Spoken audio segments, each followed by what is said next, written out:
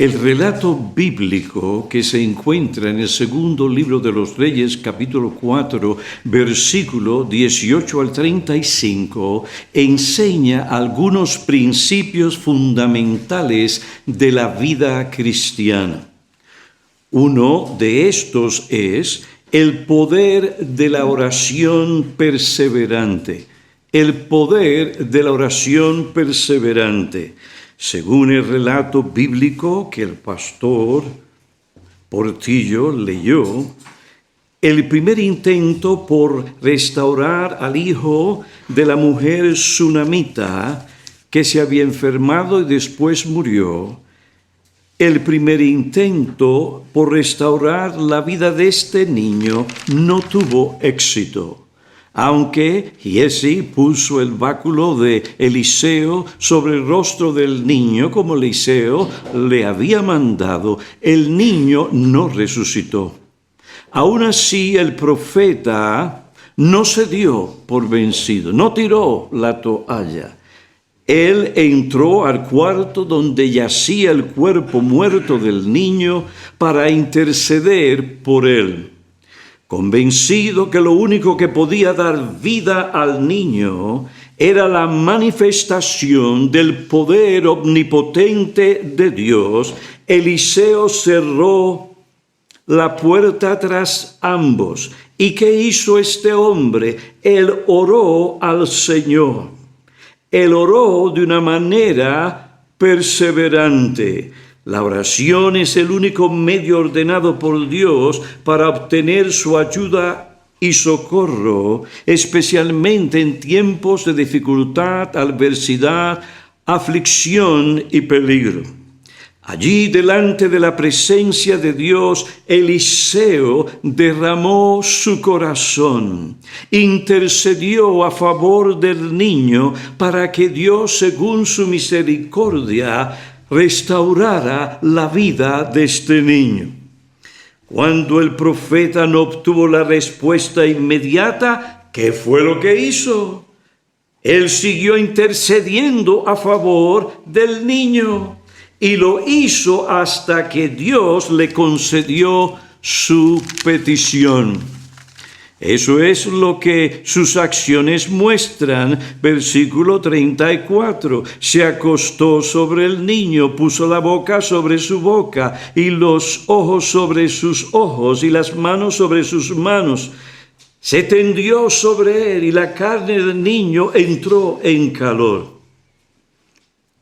Sin embargo, el niño todavía no despertaba.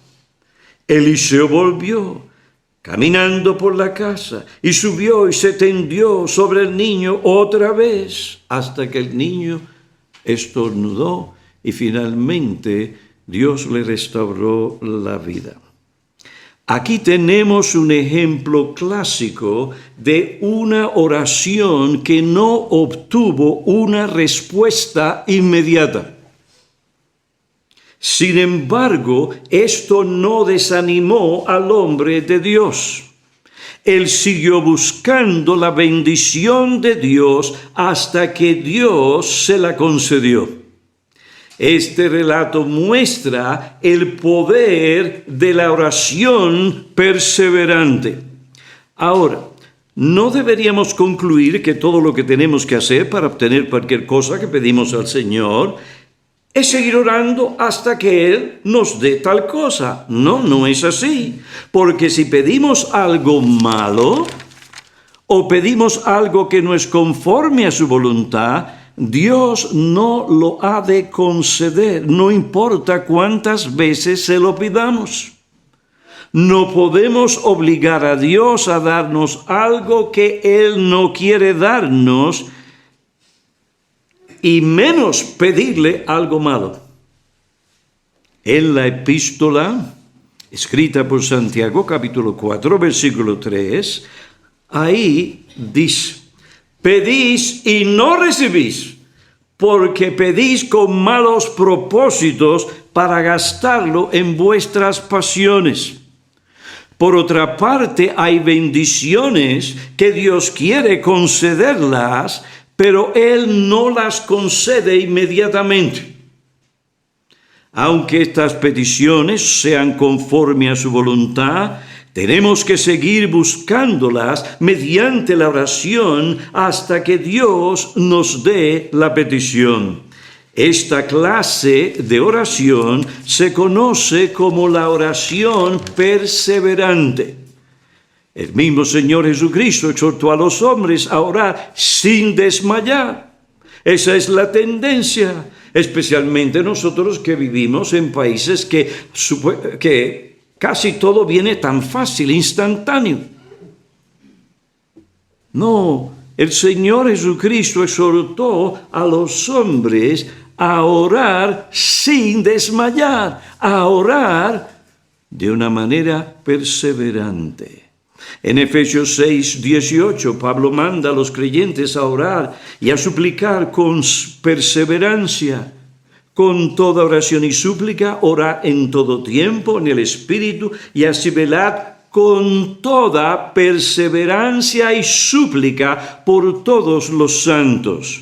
El Señor nos da múltiples incentivos y promesas en su palabra para que nosotros perseveremos en la oración. El apóstol Santiago exhorta también a los creyentes a perseverar en la oración. ¿Y cómo lo hace? Él nos da un ejemplo del Antiguo Testamento. Santiago capítulo 5, versículo 16 en adelante. La oración eficaz, y la versión del 60 dice la oración eficaz del justo puede lograr mucho.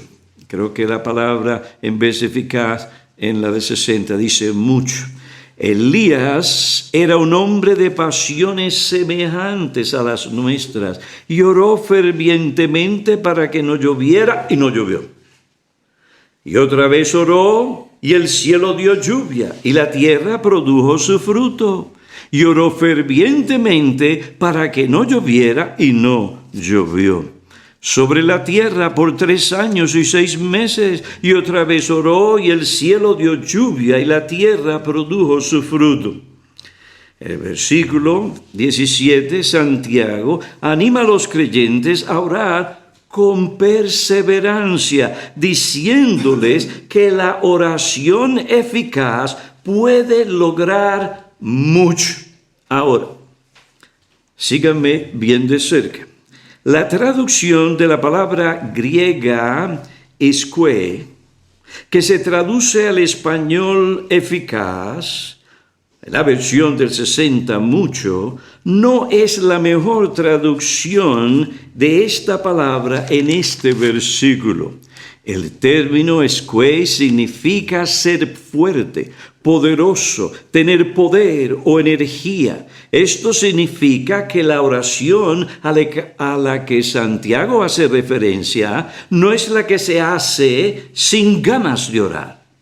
No es apática, no se hace con desinterés. No es fría y sin vida, sino que es una oración que se hace con fervor, con sinceridad y con perseverancia.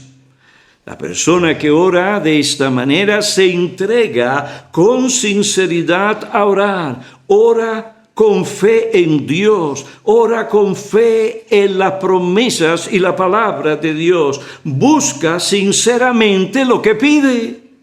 Ora con confianza en Dios. Depende de la ayuda del Espíritu Santo para orar. Según Santiago, una oración como esta puede lograr mucho. Puede lograr grandes victorias. Por otra parte, la palabra griega deesis, que se traduce oración en este versículo, en el capítulo 5, versículo 16, no se refiere a una oración general ambigua o cualquier clase de oración. Más bien se refiere a una súplica.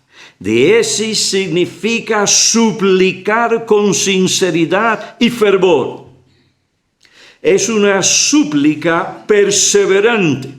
Santiago presenta la oración de Elías en el Antiguo Testamento como un ejemplo de una oración perseverante. Elías oró con perseverancia y obtuvo su petición. El versículo 17 dice que Elías era un hombre de pasiones semejantes. Esta expresión en este contexto, no se refiere a pasiones corruptas, sino a las debilidades humanas. Es decir, Elías, como nosotros, tenía una naturaleza humana susceptible a los mismos sentimientos y a las mismas experiencias que son comunes a los hombres, como el cansancio, el hambre, el temor, la preocupación, la depresión. El primer libro de los Reyes, capítulo 19, versículo 3 o del 9 al 14, nos muestra que ese hombre se deprimió. Los discípulos del Señor, el Señor les dijo, velad y orad para que no caigáis en tentación. Ven, perseverad conmigo. ¿Y qué pasó? Estaban cansados. Se fueron a dormir. Elías en un momento se deprimió. Aunque era un hombre de pasiones semejantes a las nuestras, sin embargo, cuando suplicó a Dios con perseverancia según la voluntad de Dios, obtuvo su petición. No permitió que sus debilidades le detuvieran de entregarse a clamar a Dios con fervor y perseverancia y con fe, esperando que Dios honraría, según su voluntad, la oración. Oró que no lloviera, y no llovió. Cuando oró que lloviera, llovió. Y como oró Elías, el texto en griego literalmente dice, oró con oración. Oró con oración. Estaba perseverando en la oración. Suplicó con oración. La idea es que Elías oró y siguió orando. Él perseveró en la oración. Su fervor se observa en que se entregó a orar para obtener la respuesta divina y no se detuvo hasta que la recibió. Un comentarista de las Escrituras, Kistemaker, dice sobre esto, el profeta asumió una postura que muestra que oró ferviente y presumiblemente durante cierto tiempo. Como resultado de la oración de Elías, terminó la sequía. Esta explicación es importante, ya que alguien puede pensar que Elías oró y obtuvo inmediatamente la petición que hizo al Señor. Tenía una varita mágica, como Harry Potter, hizo y ya. En el caso de la lluvia, eso no fue lo que sucedió. Ni es eso lo que dice el texto del capítulo 5, versículo 17 de Santiago. Elías suplicó con oración. Es decir, siguió orando, siguió suplicando, perseveró en la oración hasta que Dios le dio lo que él pidió en el momento de Dios. Lo que enseña Santiago es lo mismo que Pablo enseña en Colosenses 4:2. Perseverad en la oración. Sigue orando. Por otra parte, no pasemos por alto que la exhortación a perseverar en oración va acompañada y apoyada por una ilustración del Antiguo Testamento. Este ejemplo se usa, el ejemplo del Antiguo Testamento, para exhortar y mandar a los creyentes en esta presente economía a orar con perseverancia. Este es el uso legítimo del Antiguo Testamento. Esta clase de oración tiene que ser parte continua de la experiencia y el deber cristiano. y cómo anima a los creyentes Santiago, dándoles un ejemplo del Antiguo Testamento. Ahora, ¿es legítimo usar incidentes del Antiguo Testamento como ilustraciones para exhortar a los creyentes a cumplir sus deberes cristianos? Claro que sí. Algunos piensan que si hacemos esto estaremos usando el Antiguo Testamento para moralizar. Pero eso es un error. Pensar así es un error, como otro dijo. Usar el Antiguo Testamento de esta manera es usar el Antiguo Testamento según el precedente apostólico. Su ejemplo. Así como interpretamos las profecías del Antiguo Testamento según los principios utilizados por los apóstoles y los escritores del Nuevo Testamento, también interpretamos y utilizamos la historia del Antiguo Testamento según los principios empleados por los escritores inspirados. Esto fue lo que Santiago hizo al mencionar el ejemplo de Elías para instar a los creyentes a perseverar en la oración. En efecto, Pablo así nos dice que toda la Escritura, y se refiere al Antiguo Testamento, porque todavía el canon se había completado, pues todo lo del Antiguo Testamento y aquellos que ya aquellos manuscritos que ya habían sido escritos por los escritores o los apóstoles estaban ahí, y todo esto útil ¿para qué? Para toda enseñanza, ¿para qué? Para nosotros los creyentes. Es útil para redarguirnos, convencernos de pecado. Es útil para enseñarnos a corregir el pecado. El pecado tú no lo puedes corregir como te da la gana, tienes que hacerlo como dice la Biblia. Es útil para instruirnos en justicia, lo que está bien, lo que está mal. Para que el hombre de Dios alcance, el hombre de Dios ahora, en estos últimos días, utilizando el Antiguo Testamento, alcance madurez espiritual. Esté preparado para toda buena obra, lo que indica que para el creyente honrar y agradar a Dios, él necesita toda su Biblia. No partes de la Escritura, sino toda la Escritura. Mediante el relato de la intercesión y oración de Eliseo a favor del niño muerto de la mujer sunamita, tenemos un incidente que muestra lo que deleita a Dios hacer como respuesta a la oración perseverante de sus hijos hoy.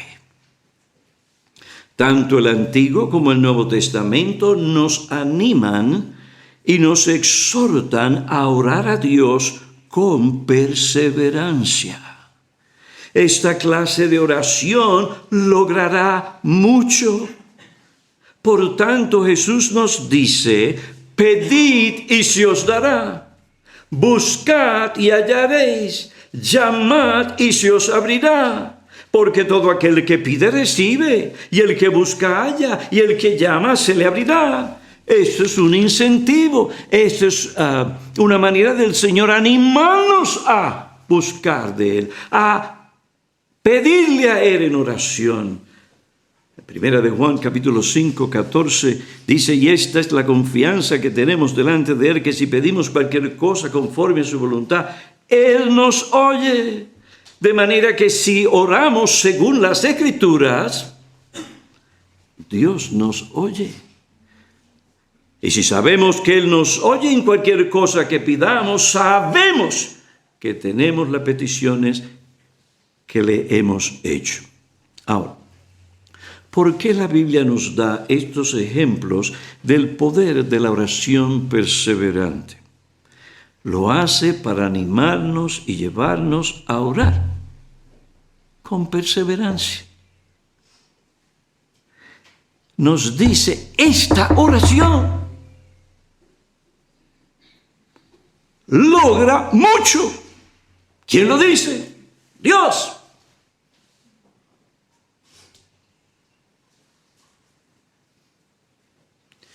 En otras palabras, este ejercicio espiritual No es en vano, pero sí cuesta.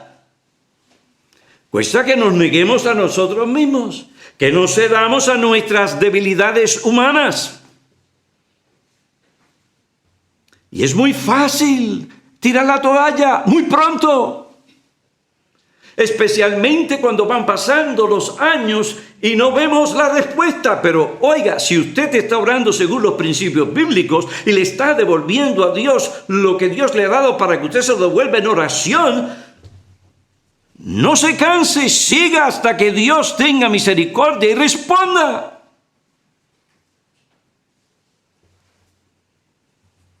Dios mira con deleite esta clase de oración. Y en su momento responde dando lo que pedimos.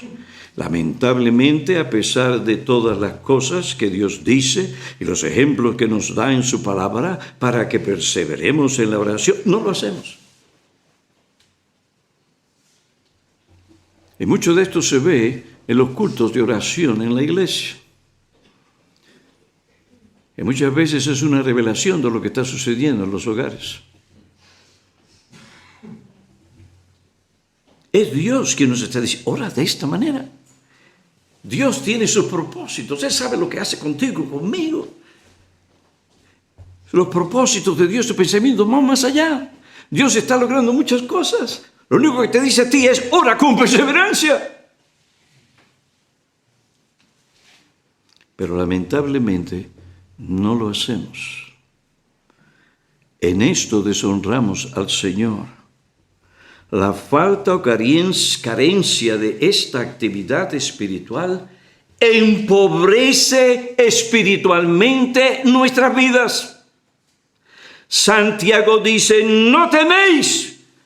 Por eso mismo, no pedís. ¿No pedís de qué manera? Según el texto, estamos viendo el texto. Siempre dejar que el texto sea el que nos diría en esto en la interpretación. Está hablando de la oración perseverante. No tenéis porque no pedís según la voluntad de Dios. Que ores con perseverancia.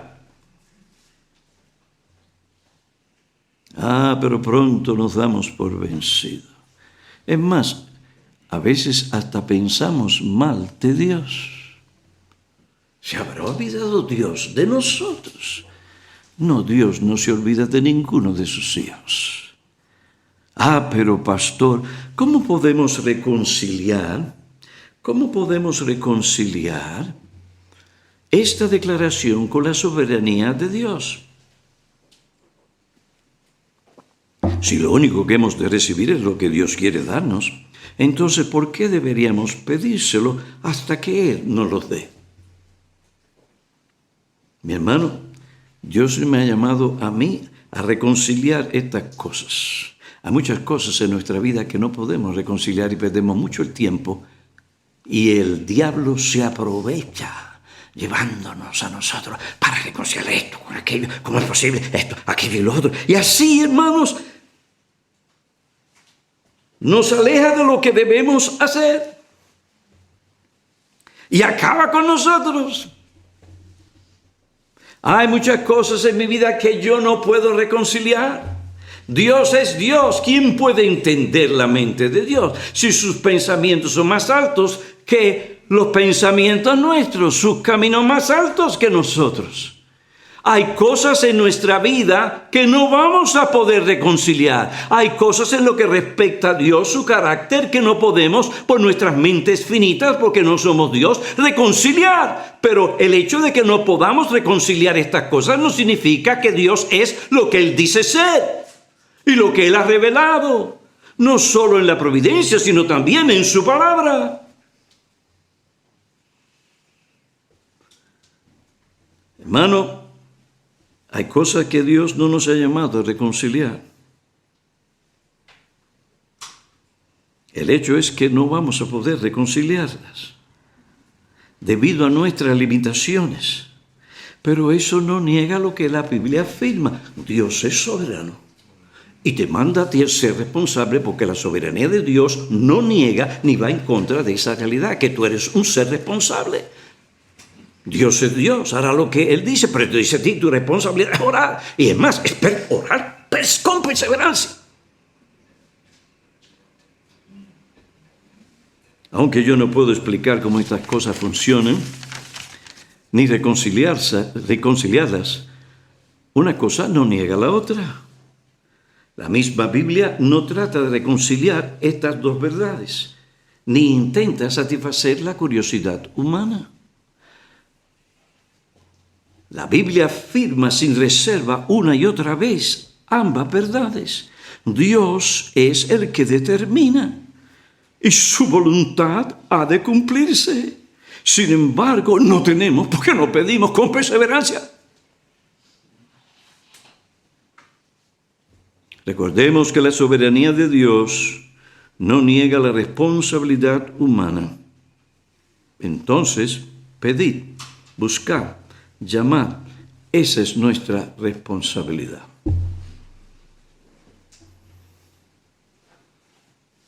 ¿De cuántos problemas, angustias, intranquilidades, temores y angustias nos libraríamos si no intentáramos reconciliar ciertas cosas? Hay ciertas cosas que no vas a poder reconciliar. Yo le digo una cosa. Yo he vivido cosas que yo digo, ¿qué es esto? ¿Qué es esto? No. Dios no me llamó a reconciliar. En un momento dado, Dios abrió esta puerta, fue usado, Dios bendijo, amén, tranquilo. La cosa se virtió y se fue por otro lugar. Si lo hacemos para la gloria de Dios con fe, siguiendo los principios bíblicos, nadie podrá quitarnos nuestra recompensa aquí y en el cielo. Lo importante no es reconciliar, lo importante es hacer lo que Dios nos dice. Orad con perseverancia. Mi hermano, no intentes comprender este misterio. Lo que tienes que hacer es creer la palabra de Dios, obedecer la palabra de Dios. Y aquí está la promesa para animarte a orar con perseverancia. Pedid. Dios es el que dice, se os dará. Buscad, Dios, el omnipotente, y hallaréis. Entonces oremos con perseverancia para que Dios nos dé lo que le pedimos. Oremos buscando primeramente sobre todo la gloria de Dios. Oremos por aquello que sabemos es conforme a su voluntad porque su palabra lo dice. Y no cesemos de pedirlo hasta que Dios lo conceda. Eliseo oró y siguió orando para que Dios le concediera y Dios se lo concedió. Pues hemos estudiado un principio fundamental de la vida cristiana y si tú no quieres estar frustrado y vivir toda tu vida frustrado, aprende ese principio. Si tú no quieres entrar en una controversia con Dios, aprende ese principio.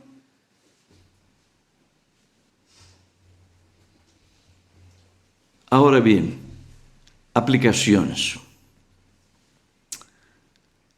Ya entendemos un principio importantísimo de la vida cristiana, el poder de la oración perseverante. No te olvides, es fácil de recordar. Ahora, ¿cuáles son algunas de las aplicaciones? Que Dios nos está llamando como iglesia a perseverar en la oración en algo que es importantísimo. A orar por la unidad de la iglesia de Cristo. Si Cristo oró por la unidad de sus ovejas, entonces nosotros tenemos también que orar por la misma. Miren en lo que el Señor tiene su mente, sus pensamientos. horas antes de morir. Él no está tan preocupado por el asunto de lo físico o aún de la angustia o el dolor. No, que no, como hombre no estaba preocupado, pero lo que quiero decir en relación a lo principal era, Padre, que ellos sean unos. Su preocupación la vemos bien clara para que todos sean unos. Si el Señor en su oración, en ese pasaje de Juan capítulo 17, tiene cosas muy importantes. Él ora por la santificación de su pueblo. Él ora por la salvación de los elegidos. Pero Él también ora por la unidad de la iglesia. Miren qué importante. Mas no ruego por esto, sino también por los que han de creer en mí, por la palabra de ellos, para que sean uno, para que muestren una unidad. ¿Respondió Dios o no al Señor? ¡Claro que sí! Hay una unidad espiritual entre todos los creyentes. El problema no es ese. El problema es que no estamos viviendo de una manera consecuente con esa realidad espiritual. Y en eso estamos negando el Evangelio. Estamos negando que Cristo fue enviado para salvar a su pueblo de sus pecados, para que este pueblo sea un pueblo que con unidad se acerque a Dios. Pablo habla de la seriedad de este asunto, para que unánimes con una voz adoréis a Dios. Entonces este asunto de la adoración, este asunto de la unidad que estoy hablando, no es cualquier cosa. Podemos llegar a un lugar y estar orando como hipócritas. Nosotros no podemos desconectar nuestras vidas del cuerpo, somos parte del cuerpo. Tenemos que orar juntos por la unidad y la paz de la iglesia. Efesios 4:3 dice, esforzaos. Creo que la versión de 60 dice, solícitos por preservar la unidad del Espíritu en el vínculo de la paz. Esto no es un juego, esto es algo serio.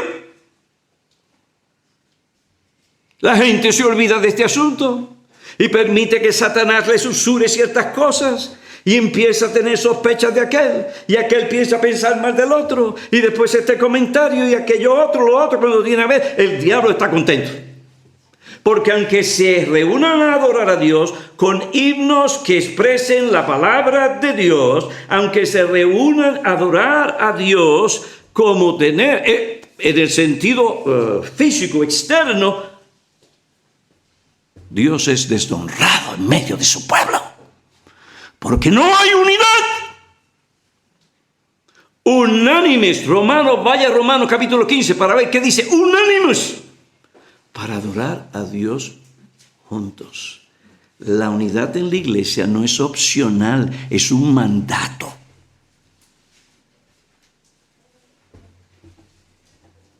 Filipenses 1:2. Por tanto, si hay algún estímulo en Cristo, si hay algún consuelo de amor, si hay alguna comunión del Espíritu, si hay algún afecto y compasión. Esto suena como sí, tal vez. No, en el griego es bien claro. Es porque hay tales cosas. Entonces, si hay tales cosas, ¿cómo se debe esto manifestar? Haced completo mi gozo, siendo del mismo sentir, teniendo la misma mente, conservando el mismo amor, unidos en espíritu, dedicados a un mismo propósito. Está repitiendo las cosas una y otra vez, pero es lo mismo, la unidad.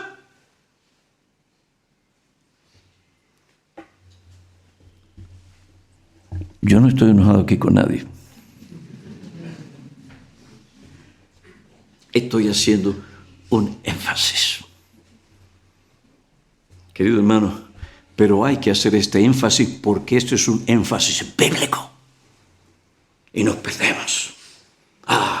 voy a proclamar las doctrinas de la gracia, voy a defender la reforma, voy a defender la confesión bautista de fe de 1689.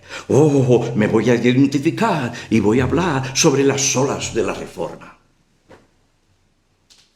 Y va a la iglesia y se están comiendo unos a otros. Todo eso que dicen lo niega. Y los cristianos son tontos, algunos, pero los impíos se dan cuenta y ellos en eso no son tontos.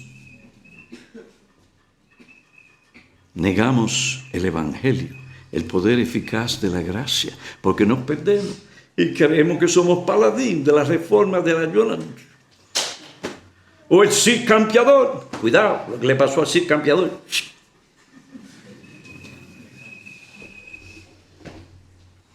No, hermanos.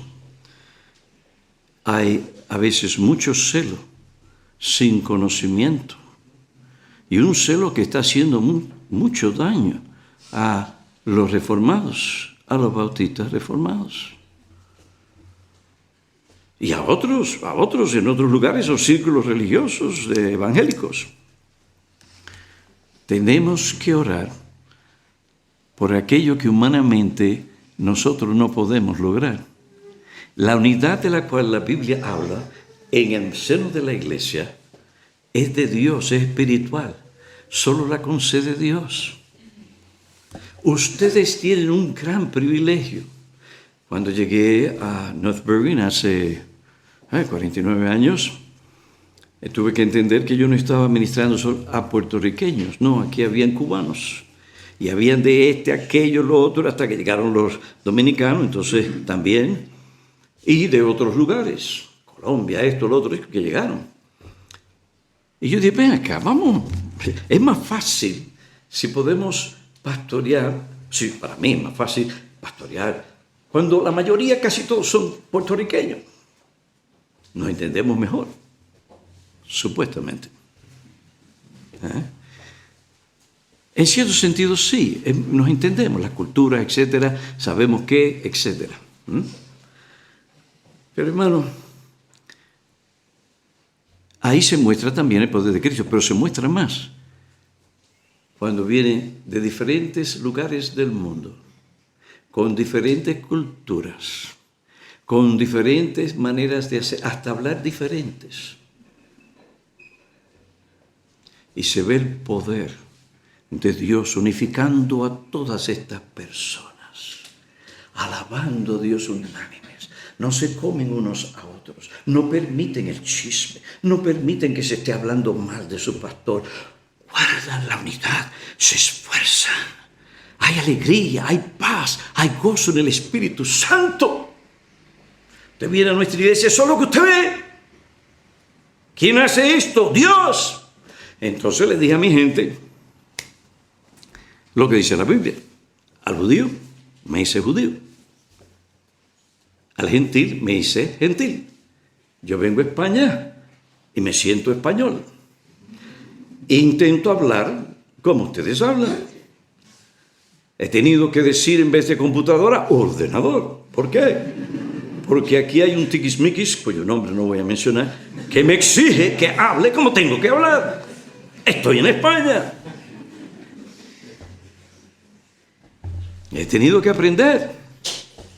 Nosotros venimos de otro sitio, tenemos que aprender las costumbres y las que son según las Escrituras, pues amén. Ya quisiera yo que la princesa Leonor me invitara. Estoy esperando. Y creo que me voy a quedar esperando.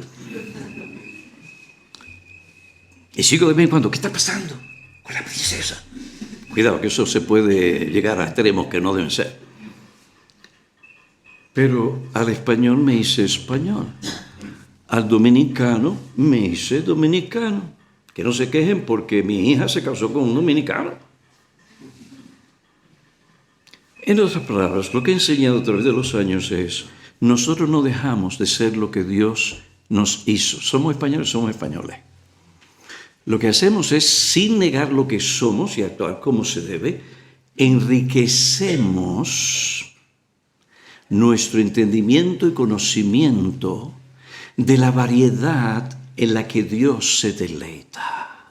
Entonces tomamos de la cultura de aquel los buenos hábitos de aquel otro, y eso enriquece. Podemos entendernos mejor y tratar de evitar esas diferencias que tenemos que a veces cubrirla con un manto de amor. Cuando llegué a Inglaterra, me hice inglés.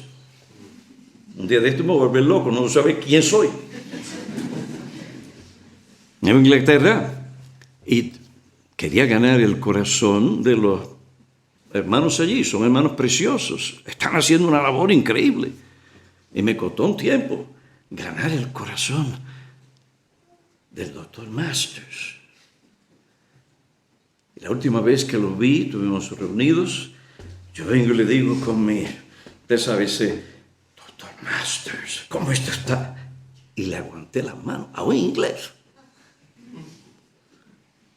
Qué gozo poder verle, pero no más, porque es inglés.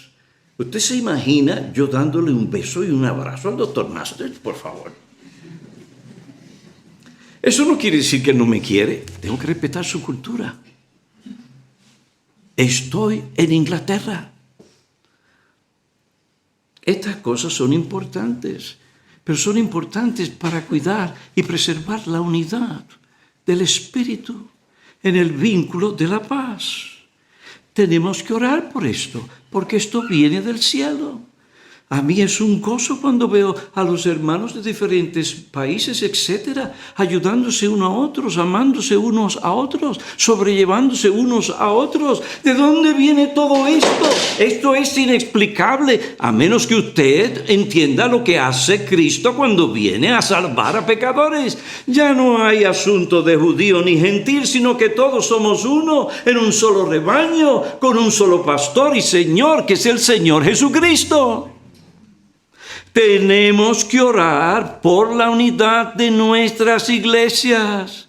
Tenemos que orar por la santidad de la iglesia. El Señor oró así, pues tenemos nosotros que orar. Tenemos que orar por la conversión de los pecadores. Miren lo que dice Pablo, hermanos, el deseo de mi corazón y mi oración a Dios por ellos es para su salvación. Este hombre rogaba y continuaba rogando, aunque veía la dureza del corazón de sus compatriotas. Pero siguió perseverando, no dejó que eso le llevara a tirar la toalla, no. Hermanos, el deseo sincero de mi corazón y mi oración continua a Dios es por la salvación de ellos.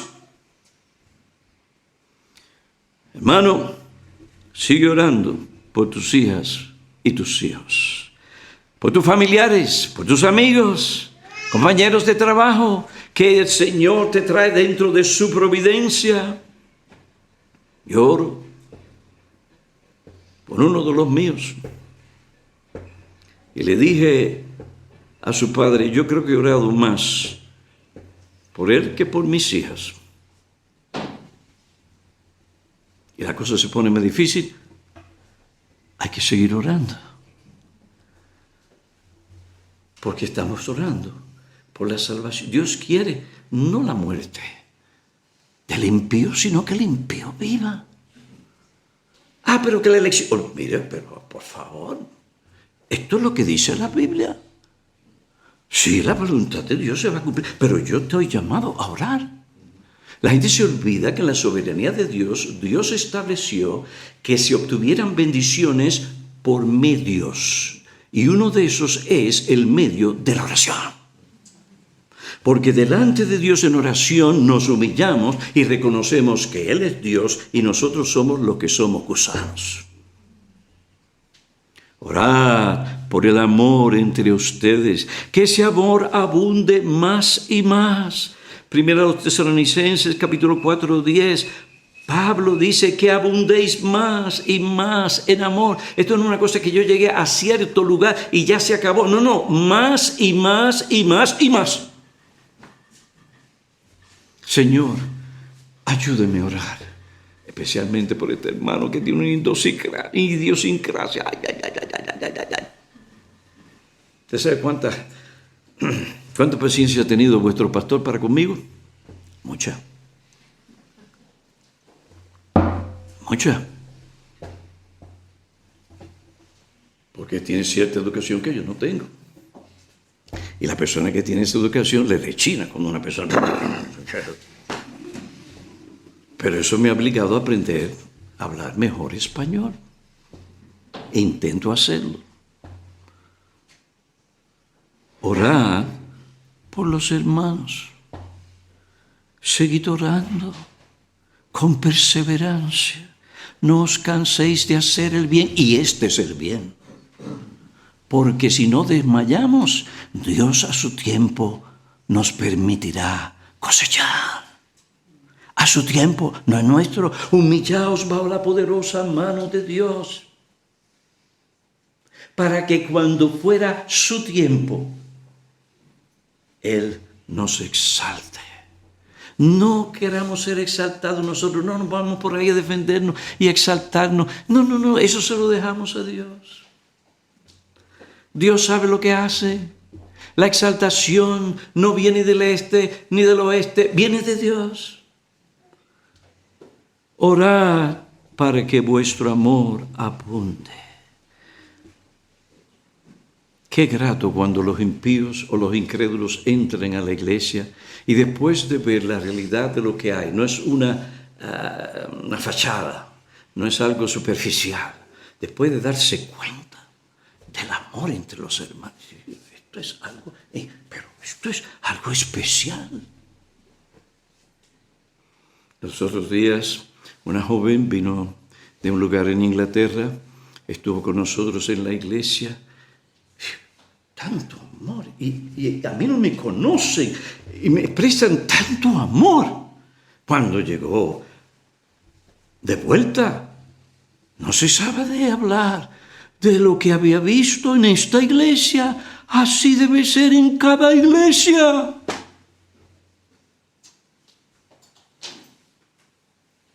Oremos porque amemos más, no menos, a nuestro pastor o a nuestros pastores. Mira lo que dice el texto bíblico. Pero hermanos, que os reconozcáis a los que con diligencia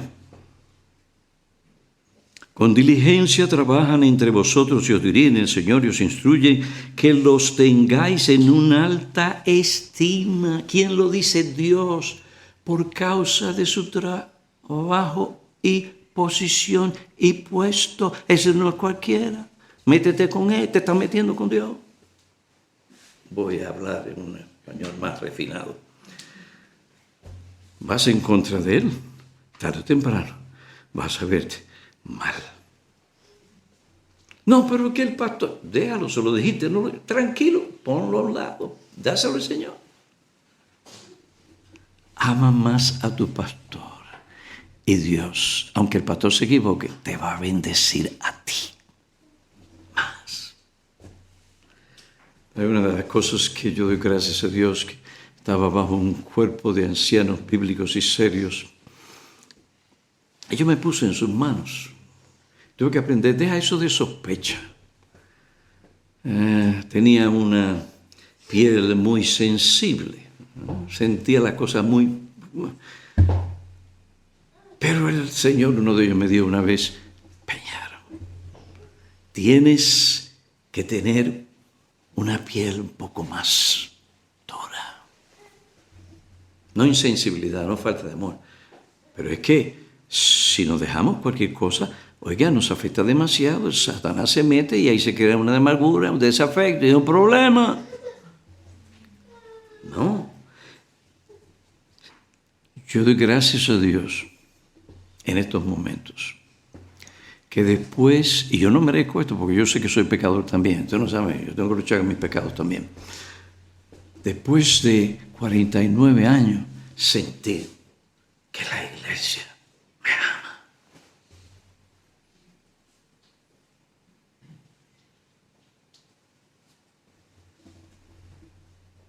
¿De dónde viene eso? Si yo me equivoco. Y a veces cometo errores. Y peco. hay que pedir perdón. Viene de Dios. Viene de Dios. Hermanos, amen más y más a su pastor. Y le voy a decir un secreto y no se lo digan a él. Él tiene muchas mejores cualidades que este hombre que está aquí detrás, después de 49 años en el ministerio. Algunos de ustedes no saben lo que tienen.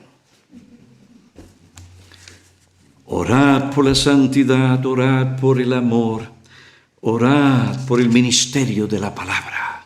Que la palabra, cuando sea predicada, cumpla el propósito para el cual Dios la mandó. Sea para salvación o sea para edificación. Orad, hermanos, por el ministerio que Dios les ha dado de enseñanza y predicación. Orad por vuestros ministerios, por el lugar estratégico en que Dios les ha colocado, las puertas que Dios a través del internet ha abierto. En nuestra iglesia, sí, yo estaba orando al pastor Bonifacio, el pastor Bonifacio Lozano. Me hablan del pastor Bonifacio Lozano. Ustedes tienen una mayordomía. Esto es serio. Te van a dar cuenta, Dios, por esa mayordomía que Dios le dio. Ustedes tienen que orar por su pastor. Que sea bíblico. Y todas las demás cosas que nosotros necesitamos orar para que cuando hablemos con sinceridad, con lo que dice la Biblia, lo que dice el texto, lo apliquemos y también lo hagamos en amor. Ahora bien, voy a concluir. Sigamos el ejemplo de la iglesia en Jerusalén, Hechos capítulo 1, versículo 14. Con esto termino. Sigamos el ejemplo de esta iglesia. Esta era una iglesia vigorosa y saludable. Todos estaban unánimes, entregados de continuo a la oración junto con las mujeres. Miren qué ejemplo. ¿Y qué sucedió? Dios les dio lo que les había prometido. El Espíritu Santo vino sobre la iglesia como nunca antes había venido. Y equipó y capacitó a aquel hombre que había negado al Señor Jesucristo días antes. Lo levantó después que el Señor Jesucristo lo restauró y él se arrepintió. Y aquel hombre habló con el poder y la capacitación del Espíritu Santo y la palabra llegó profundamente al corazón de muchos que habían matado a Cristo. Corazones endurecidos. La iglesia oró, continuó orando. Y Dios bendijo la predicación. Y aquella gente que le crucificó vinieron al conocimiento salvador de la palabra de Dios. Eso es gracia. Esta es la respuesta de Dios a una iglesia que ora con perseverancia.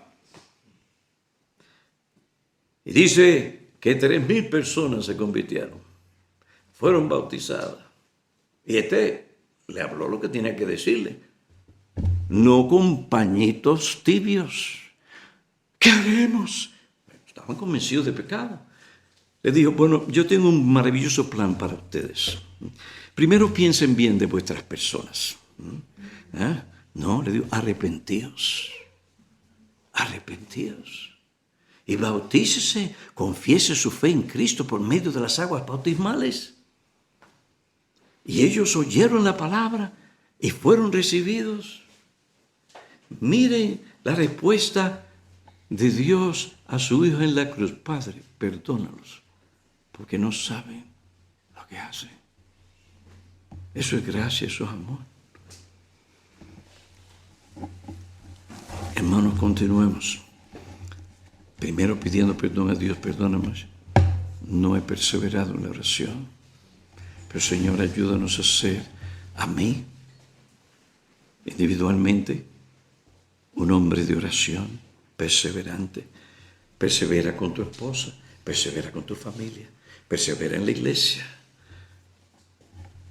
Que Dios use esto para darle muchísimas bendiciones, más de las que ya ustedes están conociendo hoy en su propia experiencia. Y todo esto, no se olviden de orar, para que en todo esto, lo más importante, Dios sea glorificado. Eso es una oración que tenemos que perseverar, porque de Él, por Él y de Él, por Él y para Él son todas las cosas. A Él la gloria. Oremos.